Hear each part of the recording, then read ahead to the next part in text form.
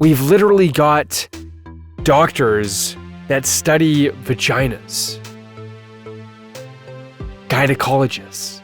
We literally have doctors that study an extremely small surface area of the body. And they get siloed into these professions.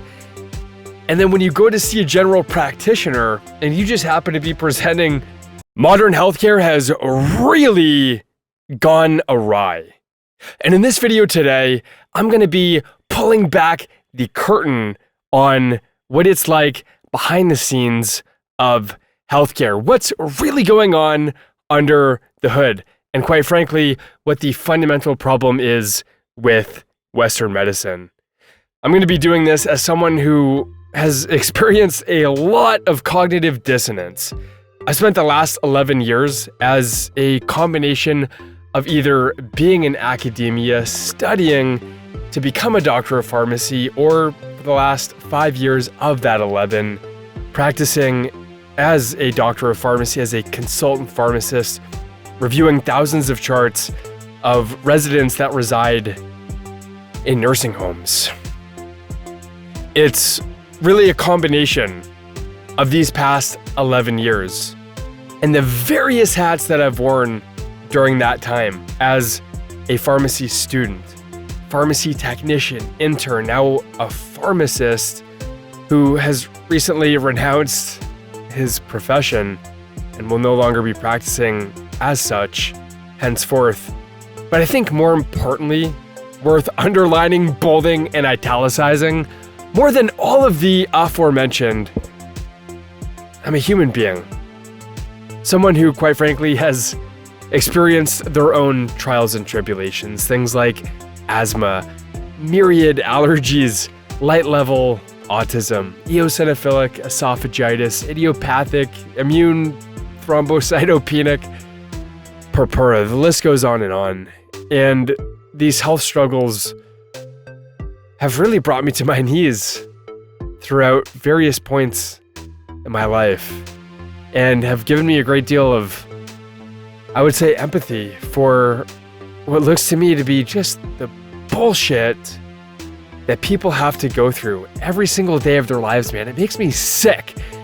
When are we gonna be sick and fucking tired of being sick and tired? When are we gonna wake up and realize that big food is selling us the problem?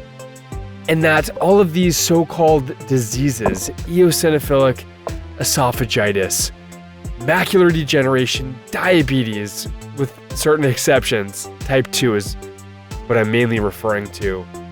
These are all naming systems for a single underlying cause that can result when our system, our physiology is perturbed. And that process is chronic inflammation. And it just happens to manifest differently in different people. But what we've done is we've siloed the healthcare profession.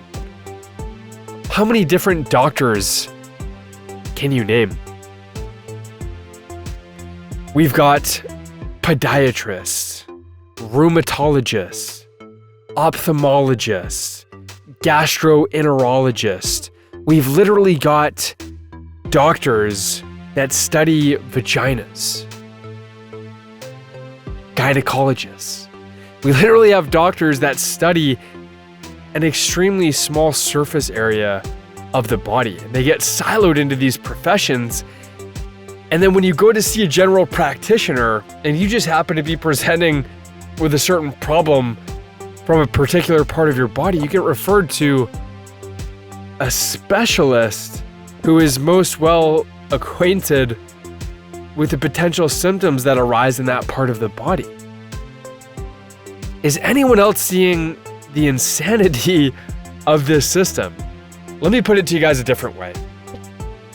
You take your vehicle to the mechanic, right? And maybe it's just a typical oil change like you would, but maybe you're having a legitimate problem. Maybe you're having issues, let's say like with your spark plug. And changing out the spark plug, maybe that could be seen as an operation. Like the problem is the plug, we're gonna get you a fresh one. Without realizing that, wait a minute, Joe Blow just came to see me last Tuesday for the same problem. Why is this a recurring theme? You'll hear a lot of doctors talk about this. I flew out west to Seattle and went out to Snohomish to meet and greet Sean Baker, the author of The Carnivore Diet. So he was an orthopedic surgeon, and he had certain epiphanies when he realized operating on someone, as an orthopedic surgeon does, doing myriad knee replacements, that it was just going to be a matter of time until that same resident was going to come back to him. And he would have to open them back up, maybe the other knee, after being replaced. But here's the difference. When you get referred to an orthopedic surgeon, the paradigm is the knee is the problem, it's just gone bad, we're gonna replace it.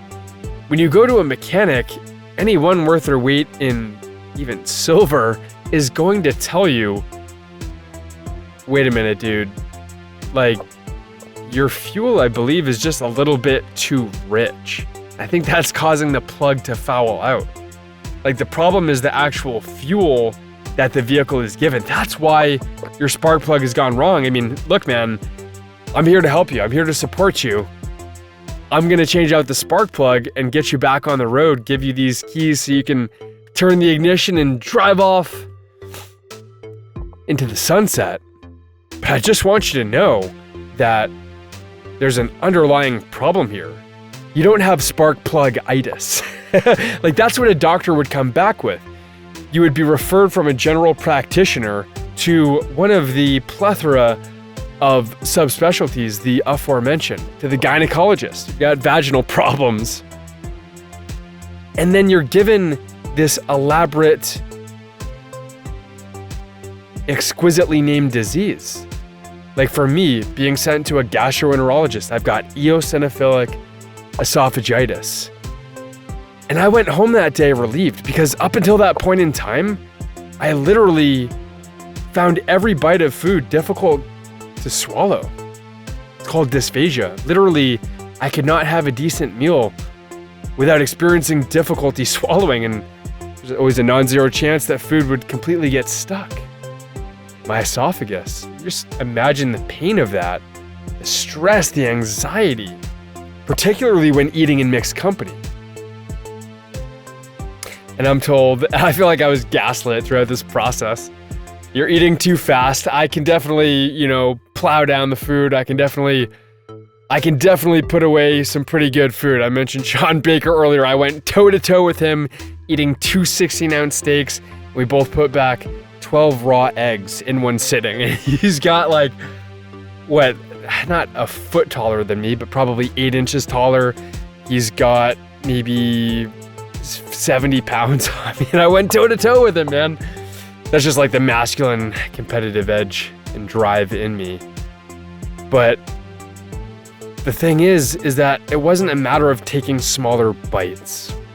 It's the fact that my esophagus was unbelievably inflamed, and when I was given this elaborately named condition, eosinophilic esophagitis, I was almost rested assured, like, oh good, like they found out what's wrong with me. But that's the problem, guys. You see the sleight of hand that's been performed. I really hope you let this land, guys. Please let this land. Your mechanic doesn't come back to you and tell you that you have spark plug-itis. No. He says you need to run the right air to fuel mixture, and we need to dial things in because your fuel delivery is off and it's causing the plug to foul out. The problem isn't the plug.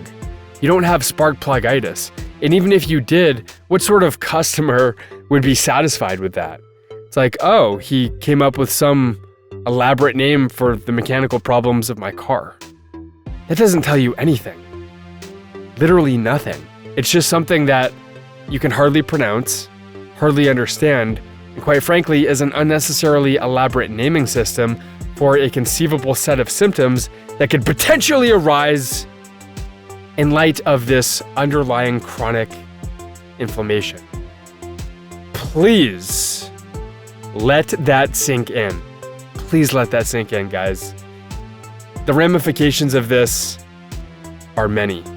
The ramifications of this are incredibly threatening to big food and big pharma, who are literally relying on you and your loved ones getting sick. How fucked up is that?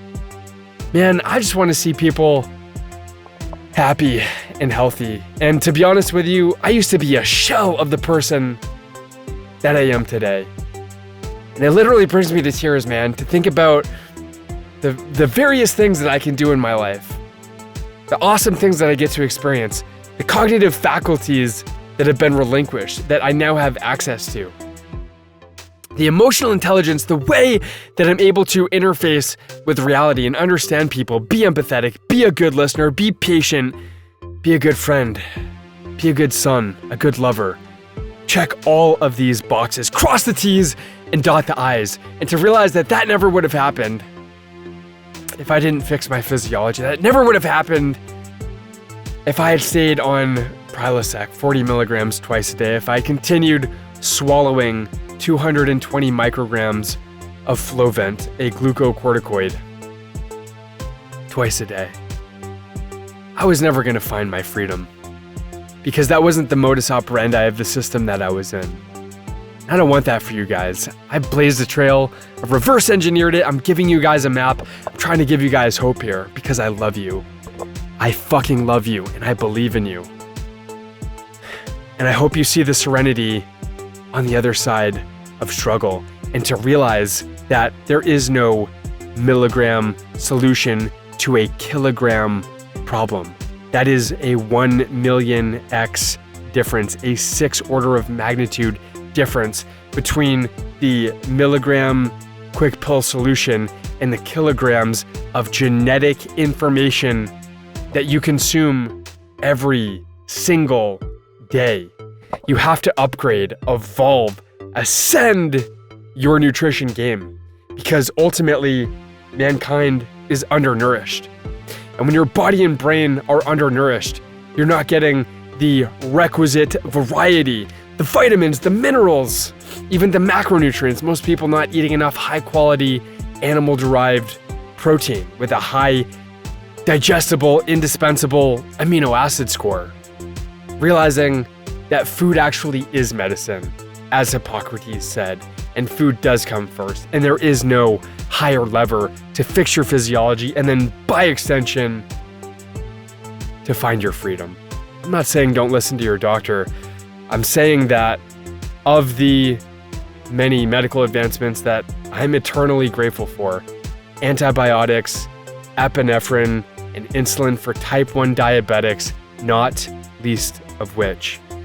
But the 95% of healthcare costs that are endured and attributed to these chronic conditions that people are just walking around with in this sick society unnecessarily, because they're being poisoned by the industrial seed oils and added sugars in the highly processed foods that come in bags, boxes, cans, and containers that they are haphazardly, in a walking days of confusion, procuring in the grocery store. And that's the start of this process, is mastering the food that we procure, the food that touches our tongue, teeth, and lips. This is incredibly high leverage, and I hope you guys let this land, because I love you all very much. Drop a comment down below. What are your thoughts on this? How can I be of more service to you guys? What sort of nutritional insights, inspirational content can I share with you that is really going to move the needle in this life? Because quite frankly, it doesn't really matter how well I articulate these ideas, does it? It doesn't matter how poignantly I put forth a map that is effectively calibrated for you to follow. The trail called Find Your Freedom. Because you have to actually take the steps. And I know that sucks, that you have to put the onus on yourself and put your health into your own hands. And I'm sorry. I'm sorry that nobody's coming to save you. My 15-year-old self, I'm sorry that that boy had no one to save him. Jason Jr. was left to fend for himself with otherwise well-intended doctors who were doing their best and gave him the best map that they possibly could, to the best of their ability and the best of their knowledge. But what I'm saying is, I've got a better map. You're going to find your freedom in light of that.